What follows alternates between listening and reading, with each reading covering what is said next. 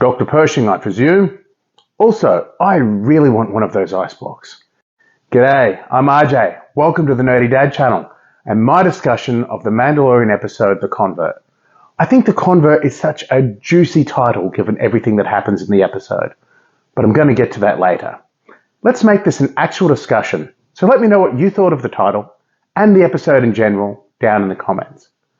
Chapter 19, The Convert, is the third episode of The Mandalorian Season 3, and it was directed by Lee Isaac Chung. As with Morrison last week, I'd never heard of Chung, so I looked him up. And this guy, he hasn't got a huge body of work, but he has been nominated for 2 Academy Awards. So, ho-hum, Favreau's clearly scraping the bottom of the barrel looking for directors. Now, quick non-spoiler thoughts. I thought the episode was good. There's a dogfight at the start, which was absolutely awesome. We spend a lot of time on Coruscant, and it looks fantastic.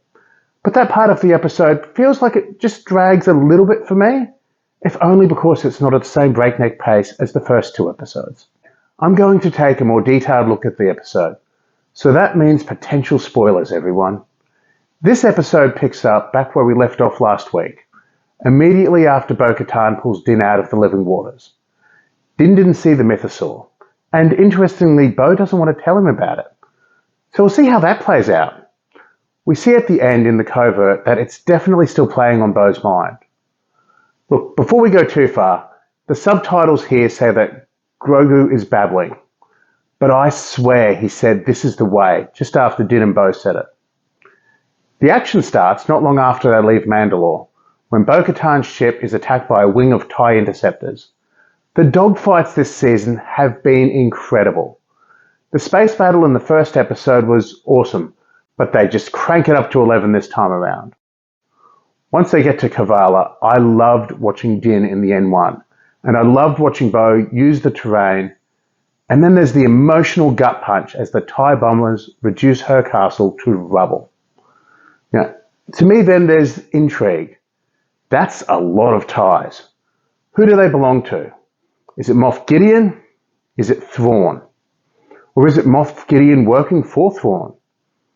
We heard 2 possibilities about what happened to Moff Gideon. Either he escaped, or the Mind Flayer was used on him.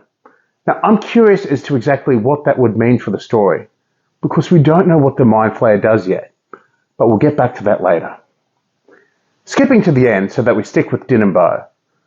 The covert are strict with their interpretation of the code, but if you follow their rules, they seem to take anyone. I can't remember if it was Season 2 or the Book of Boba Fett, but the armourer makes her dislike of Bo-Katan really clear. And yet, she took Bo-Katan in, no questions asked, when it was clear that the Creed demanded it. This is the way.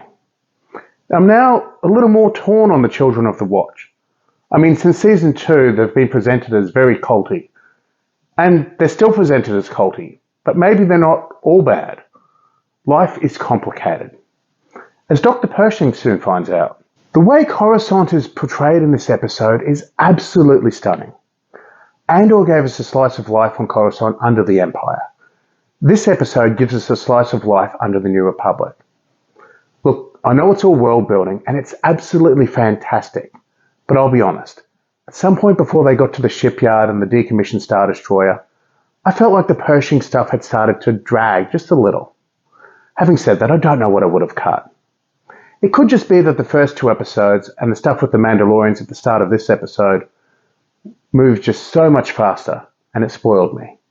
Having said that, I was happy to see the top of Amati pop up in live action. They're taking the time to include some of the minor bits and pieces like that from publishing. Keeping on Pershing, what is meant by the title this week? And tied to that, what does the Mind Flayer actually do? Has Pershing been reduced to a vegetable now?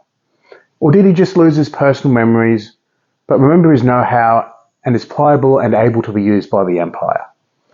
Does the convert refer to when he joined the New Republic? Or does the convert refer to after the Mind Flayer was used on him and is converted to be an Imperial once more? Time will tell. But speaking of the Mind Flayer, how on the nose was the "it's a trap" joke? I mean, telling him on calamari. It's a trap. On the nose as it is, I'll admit it's still got a chuckle out of me. Now, for those of you who haven't already, you can subscribe to the channel here. This is the Nerdy Dad, signing off.